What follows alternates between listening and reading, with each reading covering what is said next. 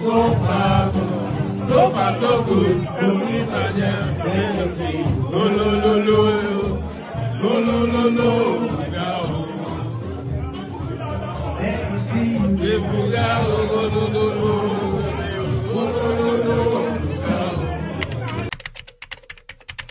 When I saw the Malta and NNPC comment by Dangote, I suspected there was more to it. We decided to investigate further, and our discovery was deeply shocking. Dangote said, "I thought building a refinery was supposed to be a thing of pride for everyone. Some NNPC people have opened a blending plant somewhere off Malta, where they bring in poor quality products with fake certificate. I don't fear anybody, and I will say more as we progress and will fight them head on, Aligo Dangote. But firstly, I will break down the whole oil theft process and how oil exporting and importing business works here in Nigeria. An NPC grants importation licenses to a select group of oil companies, which are responsible for importing petroleum products into the country. These companies set the prices for petroleum products, and the media often refer to them as oil marketers.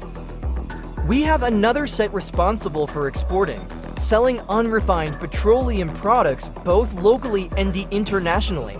The NNPC and a few partner companies play a major role in this sector, along with high-ranking government officials, military leaders, and politicians who are involved in oil theft. To better understand this, I will briefly explain how crude oil exploration works in Nigeria. Please note every point I will list, you will need them as reference as we progress. Very important. Extraction. Oil is extracted from the ground using drilling rigs. Processing. The crude oil is exported internationally to refineries where it is processed into refined products. Transportation. The processed oil are transported from the refinery to storage tanks, blending facilities, and ports, typically via pipelines or ships. Export. At the port, the oil is loaded onto tankers or other vessels and shipped to Nigeria and other countries. Sale. The oil is sold to buyers in Nigeria at a price set by the importer oil marketer. The government subsidizes a significant portion of the oil price to make it more affordable for citizens, a practice known as fuel subsidy.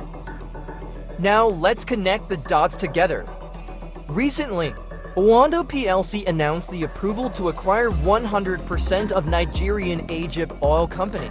This effectively means that the Tinubu family now owns Egypt Oil, which is part of Eni SPA, an Italian multinational oil and gas company. Egypt Oil operates 17 onshore oil blocks and produces 11 million barrels of oil and condensates annually, and it also manages the Bonny natural gas liquefaction plant.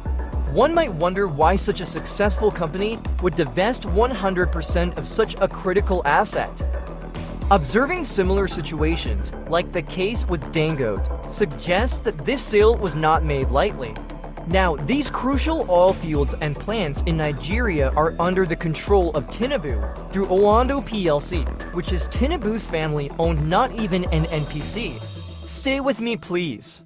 Continuing, with their control over substantial oil reserves in the Niger Delta and the ability to explore further through Egypt Oil, their next step is refining.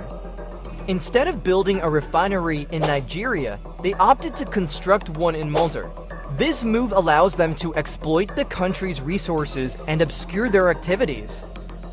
In early 2021, Animed Co. Limited, the leading fuel supplier in Malta, issued a tender for the leasing of storage tanks and a blending facility at the Ras Hanzir Oil Terminal in Malta.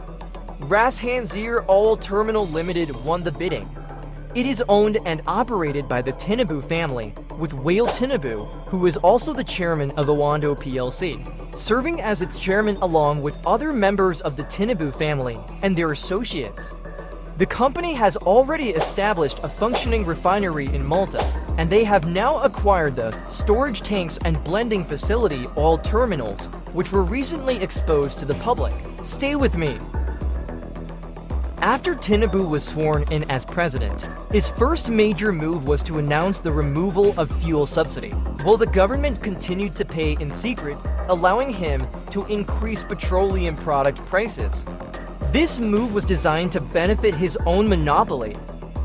With the recent forced acquisition of Egypt Oil by Wando plc, Tinubu as an individual has become the largest oil exporter, explorer, and marketer in the whole country, second only to an NPC.